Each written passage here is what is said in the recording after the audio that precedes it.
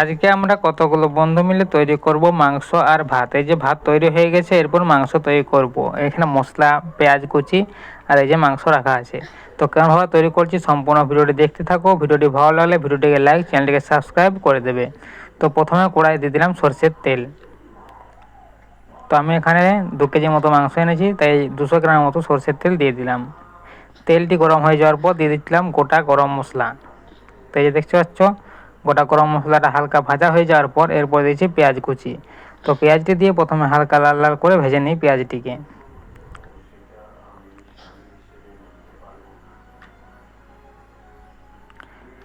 তো পেঁয়াজটি ভাজা হয়ে গেছে দেখতে পাচ্ছ।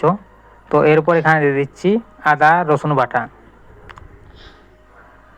আদা রসুন বাটাটি দিয়ে দিলাম, দিয়ে আদা রসুনটিও কিছুক্ষণ ভেজে নেব, মানে কষিয়ে নেব।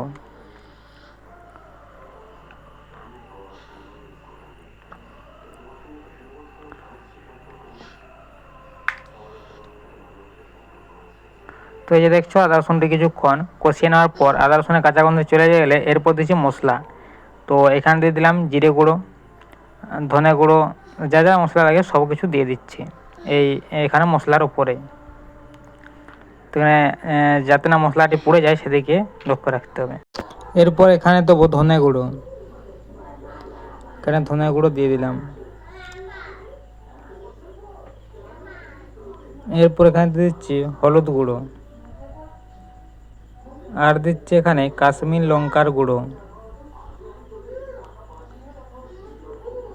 এরপর দিচ্ছি এখানে ঝাল লঙ্কার গুঁড়ো, আর দিচ্ছি এখানে চিকেন মশলা। তো এরপরে সমস্ত কিছু মশলা দিয়ে আরও কিছুক্ষণ কষিয়ে নেব, হালকা জল দিয়ে, যাতে এই মশলাটি পুড়ে না যায়। তো হালকা জল দিয়ে ভালো করে মশলাটিকে কষিয়ে নিচ্ছি।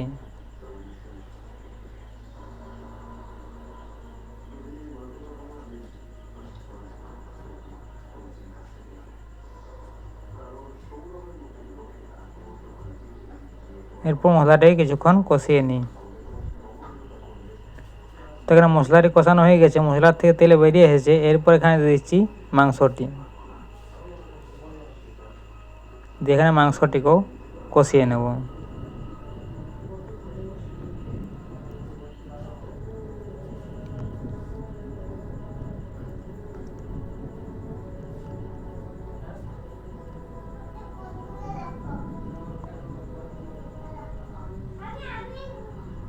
তো এই যে মাংসটি সব দেওয়া হয়ে গেছে।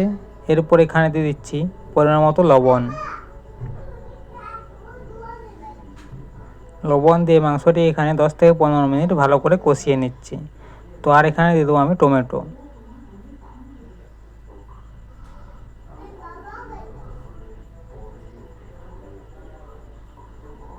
প্রথমে লবণের সঙ্গে মাংসটি ভালো করে মিশিয়ে নিচ্ছি। এরপর আমি এখানে একটি টমেটো কেটে রেখেছিলাম, সেটি এখানে দিয়ে দিলাম। এরপর এটাকে ভালো করে 15 মিনিটের মতো কষিয়ে নিচ্ছি, যতক্ষণ না মাংস থেকে তেলটি বেরিয়ে আসছে। তো এই দেখছো মাংসটি ভালো করে কিছুক্ষণ কষানো হয়ে গেছে। তো আরও কিছুক্ষণ কষাবো, কোনো কিছুটা বাকি আছে।